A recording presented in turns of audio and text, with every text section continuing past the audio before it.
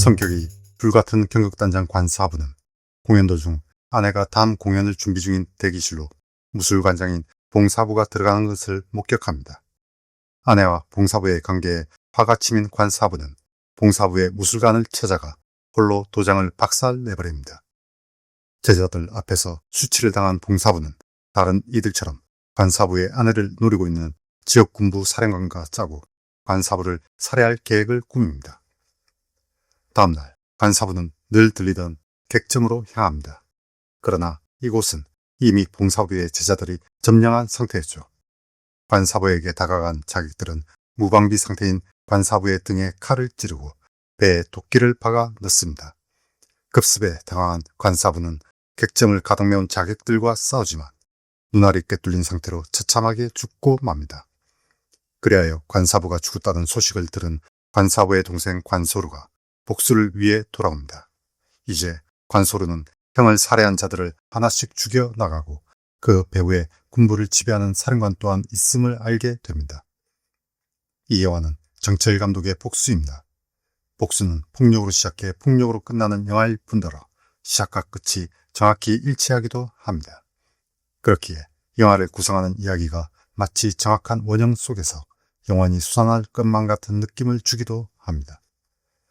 복수는 단 한 시퀀스를 제외하고는 모든 장면을 세트에서 촬영했습니다.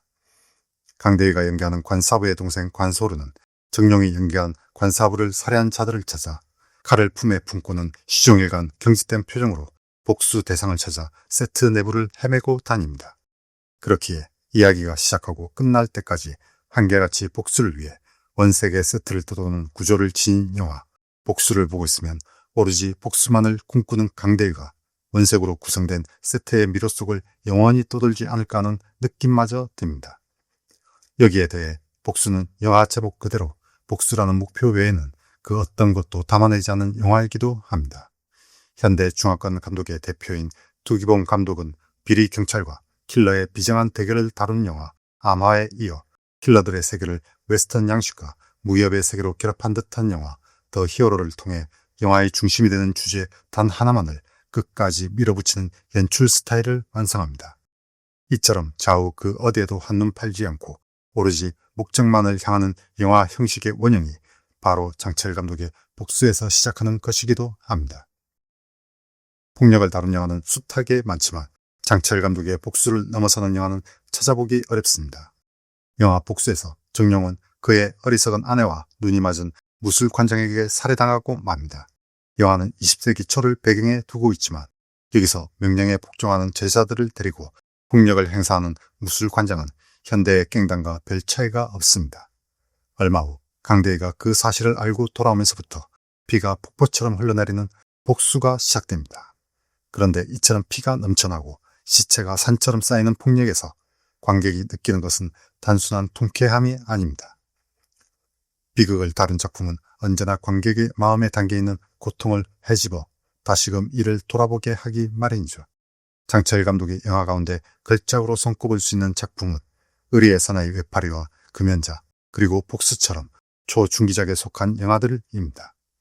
이 작품들은 다른 부차적인 이야기에는 아무런 관심을 두지 않고 오직 결말만을 향해 돌진하는 영화이기도 합니다. 게다가 여기에는 장철 감독이 묘사하는 거친 남성성이 자아내는 짙은 비애가 있기도 합니다. 영화 금연자에서 왕후가 연기하는 은붕은 처음 등장할 때만 해도 사랑하는 여인을 다시 돌아오게 하고자 악당들을 살육하는 것처럼 묘사됩니다. 그러나 영화가 결말에 이르렀을 때 은붕의 진짜 목적은 자신이 천하제일임을 세상에 증명하는 것이었음이 밝혀집니다. 은붕은 이를 위해 하나뿐인 목숨 따위는 미련 없이 던져버립니다. 이처럼 처절한 정서가 가득 담긴 영화를 만들던 장철의 영화는 세월이 흐르면서 액션을 강조하는 영화들로 변해갑니다. 그가 영화 작업 중기에 만든 소림사 영화들과 후기에 베놈스를 등장시킨 영화들은 점차 아크로바틱한 액션에 집중하기 시작합니다. 장철의 영화는 폭력적입니다. 그의 영화를 보다 보면 눈살이 찌푸려지는 경험을 하기도 합니다. 장철의 영화에 등장한 주요 인물 가운데 한 명은 악당과 싸우다 자기 배에서 쏟아져 나온 내장을 밟는 바람에 살해당하기도 하니 그 끔찍함은 더해가기만 하죠. 그런데 장철 감독이 만든 영화 가운데 80편을 넘게 보면서 그가 폭력을 대하는 태도에 무언가 다른 것들이 있음이 느껴지기 시작합니다. 장철은 폭력을 사랑합니다. 이는 부정할 수 없는 사실입니다. 그러나 장철은 폭력을 추종한 것도 아니며 폭력에 경도된 것도 아닙니다. 그가 다루는 것은 폭력의 열광이 아닌 폭력의 낭만이라고 할 수 있습니다. 강한 힘을 지녔지만 평안한 삶만을 바라는 인물이 끔찍한 고통을 겪은 이후 이러한 폭력을 독점하고 있을 뿐더러 사악한 힘을 과시하며 평민을 괴롭히는 세력을 채우수는 것이죠. 바로 오늘날 다양하게 만들어진 슈퍼히어로의 폭력 묘사와 같습니다. 이러한 폭력은 자경단 논리와도 이어질 뿐더러 장철은 그 과정에서 저 모든 사악한 힘을 처단한 주인공을 악당들보다 더 끔찍한 방법으로 죽게 하기도 합니다. 현대 영화에서 협이라는 개념을 가장 잘 다룬 감독 또한 장철입니다. 협, 무협, 의협, 협객 등등. 오늘날 우리는 협 개념에서 불의에 한가한 의사, 열사 혹은 영웅을 떠올리곤 합니다. 이러한 협의 역사를 추적한 중국 역사가 진사는 중국 무협사라는 탁월한 연구소를 통해 협에 부여된 개념의 변천을 추적합니다. 불의와 협은 대립하는 개념이지만 이때 불의는 사람에 따라 규정이 달라집니다. 협이라는 개념이 처음 등장했을 때는 힘의 과시였습니다. 게다가 폭력의 정당화를 협 개념에 연결하기도 했죠. 세월이 흘러 소설이 만개하는 송나라 시대에 이르자 소설을 쓰던 작가들이 협이란 개념에 나라와 백성에게 충성하는 충이란 개념과 명예와 신의를 지키는 의라는 개념에 결합합니다.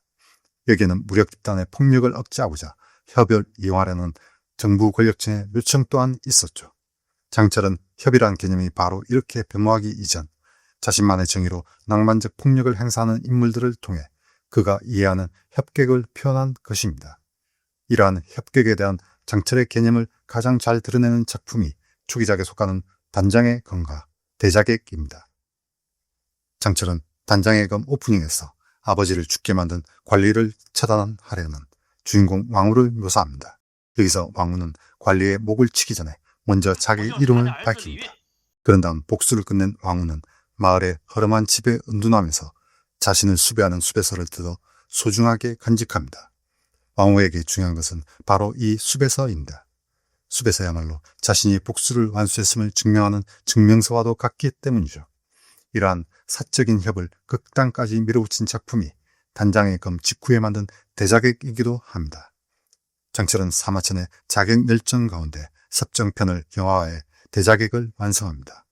영화는 사마천의 기록을 충실히 따르지만 스케일을 더 키워 왕후가 암살 대상과 수백에 이르는 병사들을 사살하는 임무를 마친 다음 자기 배를 가르고 얼굴을 직접 망가뜨리는 장면으로 영화의 마지막을 장식합니다.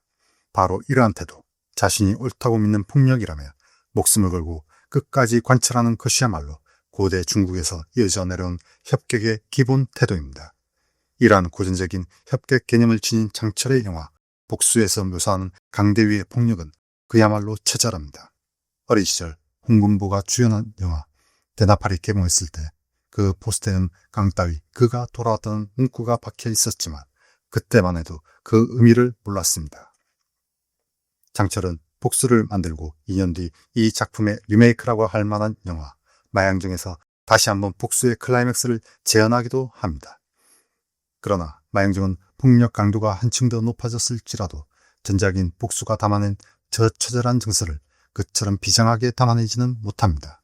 대신 훗날 장철의 제자 오삼이 장철 영화의 엑기스를 담아낸 영화 첩혈상웅을 만듭니다. 오삼은 첩혈상웅에서 폭력의 강도와 처참한 비극을 더 확실하게 표현하고자 주윤발에게 온통 하얀 정장을 입힙니다. 이처럼 주인공의 옷을 통해 비극을 더욱 강조하는 스타일의 원형이 바로 복수에 담겨 있습니다. 영화 복수 후반에서 악랄한 사령관을 죽이려는 또 다른 악당은 강대비에게 자기 부하들과 같은 회색 옷으로 갈아입을 것을 요청합니다. 그러자 강대비는 이를 단호하게 거절합니다.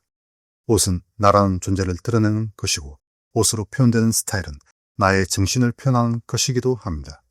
비록 수십 명을 죽이고 양손이 온통 피로 물들지라도 복수라는 협을 기필코 실행하겠다는 의지의 표현, 바로 그것이 강대위가 고집한 하얀 정장으로 나타나는 것입니다. 재밌는 것은 영화 복수에서 강대위가 봉사부를 처단하려 할 때 봉사부의 보디가드 역으로 잠시 등장해 강대위에게 단번에 살해당하는 인물이 진간태였고 2년 뒤 진간태는 강대위와 함께 출연한 마영정에서 강대위의 죽음을 그대로 재현하고 있다는 것입니다. 여기서 폭력은 더 처참해지고 주인공인 진간태는 마치 복수의 정령과 강대위를 합쳐놓은 것처럼 쏟아지는 내장을 고통스럽게 움켜쥐고 적들을 하나하나 처치해 나갑니다. 이 장면에서 떠올릴 수 있는 영화가 바로 강석범 감독이 만든 해바라기이고 이 영화의 처절한 클라이맥스에선 마영정의 영향력이 크게 느껴지기도 합니다. 이러한 정철의 영화에서 폭력은 해결 불가능한 것들을 모조리 파괴해버린 다음 망가진 세상을 처음부터 다시 시작하려는 것과도 같습니다. 그러니 이는 아주 축소된 6월 혁명처럼 보이기도 합니다. 장철 감독이 만드는 영화에서 폭력은 어쩔 수 없이 발생합니다.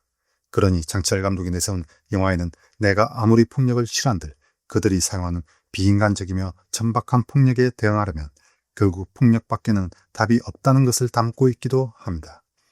이렇듯 장철은 대화가 무의미한 세계에서 어쩔 수 없는 해결 방법으로 폭력을 내세운 것이기도 합니다.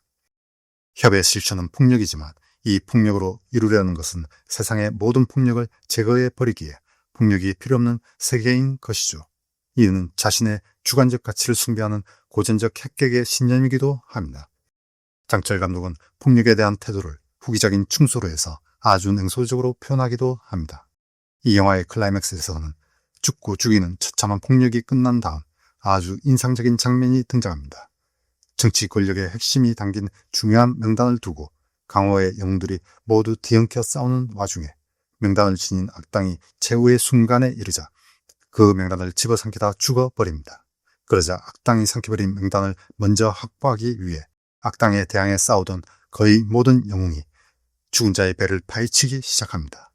영화는 이런 모습을 씁쓸하게 바라보던 주인공이 짓는 아주 익살스러운 표정으로 끝을 맺습니다. 영화에서 이들이 찾는 명단에는 정치 권력의 핵심이 담겨 있습니다. 잔혹한 폭력 대신 평화로운 정치 권력을 기대하는 이 영웅들은 폭력을 통해 평화를 바라지만 결국 이들이 내세운 것은 그저 더 잔인한 폭력일 뿐입니다. 그리고 이 장면은 곧바로 줄리오 캐스티 감독의 1967년 영화 장국킬을 떠오르게 하죠. 장국킬에는 죽음에서 살아 돌아와 자기를 죽음으로 몰아넣은 악당들을 하나씩 처단하는 주인공이 등장합니다. 그런데 주인공이 쏜 총에 맞아 죽은 자의 상처를 살피던 의사는 상처에 박힌 총알이 금으로 만들어졌다는 것을 알게 됩니다. 그러자 곧바로 사람들이 몰려들어 총알을 찾으려고 시체의 배를 헤집어 놓습니다. 금으로 만든 총알은 힘과 돈의 상징입니다. 현대 사회를 지배하는 것으로 탐욕의 상징이기도 합니다. 또한 인간들은 이러한 탐욕을 충족시키고자 더 큰 폭력인 정치 권력의 사유화를 원합니다. 그러니 권력을 모두와 평화롭게 공유하려는 소수의 정치 행위자는 이들에게 큰 장애물인 것이고 결국 악당 짓에 걸림돌이 되는 이들을 처리하고자 또 다른 폭력을 불러옵니다. 장철 감독은 폭력이라는 마지막 수단을 동원해 이처럼 탐욕으로 똘똘 뭉친 비인간적인 세계를 파괴하려 합니다. 이는 인간 같지도 않은 것들을 모두 죽여버리고는 새로운 세상을 꿈꾸며 그처럼 과격한 폭력을 행사한 영웅까지도 비참하게 죽여버리는 세계입니다. 그런 다음 폭력을 행사한 이들이 모두 죽어버린 후 남겨진 세계는 조금은 비겁하며 약간은 비열하고 사소한 탐욕이 있을지라도 최소한 인간으로서의 가치를 유지하려는 이들이 구성하는 사회가 될 수도 있을 겁니다. 장철 감독은 수호전 시리즈의 두 번째 영화 쾌활림에서 그야말로 장철 영화의 엑기스라 할 장면을 만들어냅니다. 늘 쾌활한 무송은 자신이 행한 복수 때문에 관리들에게 압송되는 과정에서도 도적도 묻고 의형제도 맺고 사람들도 돕습니다. 그러다 영화의 결말에서 무송에게 도움을 청했던 관료와 부자들이 실은 비열한 음모를 꾸몄다는 것을 알게 됩니다. 분노한 무송은 악당과 함께 그들과 결탁한 관리들까지 모조리 살육해버립니다. 그러고는 자기 몸에서 흘러내린 핏덩이를 잉크 삼아 시체가 겹겹이 쌓여있는 관리집 벽에 커다랗게 글을 씁니다. 이들을 살해한 자는 호랑이를 때려잡은 무송이다. 그렇게 벽에 서명을 남긴 무송은 아무런 미련 없이 양산박으로 떠나버립니다. 바로 단장의 검에서 자신을 찾고 잡으라는 수배서를 소중하게 보관하는 왕후의 행동과도 같을 뿐더러 이 문장이야말로 장철의 걸작 복수를 단 한 문장으로 요약하는 내용이라고 할 수 있습니다. 장철은 1960년대 후반과 70년대 초반에 당시 홍콩을 뒤흔들었던 시위대의 이미지를 자신의 영화 속에 담아내기도 했습니다. 또한 당시 시위에 나선 청년들은 장철의 정의의 사나이 외파리에서 사형들 때문에 홀로 도장을 떠나야만 했던 왕후를 보면서 사회로부터 소외되었다고 느끼던 자기 모습을 겹쳐보기도 했습니다. 장철은 이처럼 당대 청년들이 큰 동질감을 느끼며 외파리를 보고자 몰려드는 광경을 보며 대자객을 만듭니다. 영화 후반 전체를 암살자의 처절한 대학살로 채우고 있는 장철의 대자객은 당대 청년들에 대한 장철의 응답이기도 했습니다. 영화와 사회는 따로 놀지 않습니다. 분노는 어떤 방식으로든 표출되기 마련이죠. 1960년대 말에서 70년대 초까지 자신의 걸작들을 만들던 장철 또한 마찬가지였습니다. 그는 자신이 만든 영화의 사회 밑바닥에서 꿈틀거리던 분노를 담기도 했습니다. 장철이 복수나 쾌활렘에서 묘사한 폭력을 어떻게 받아들일지는 각자에게 달렸을 겁니다. 다만 그것이 비극으로건 희극으로건 사회적 이미지로 거듭날 때가 있다는 것은 분명하다고 할 수 있습니다. 판타스틱 영화백서는 세상의 모든 호러 영화를 다루고자 하는 호러 영화사. 무자비한 코즈믹 호러 판타지의 세계를 탐험하는 단테를 그린 단테 러브크래프트를 만나다와 함께 합니다. 오늘 영화 열전은 여기까지입니다.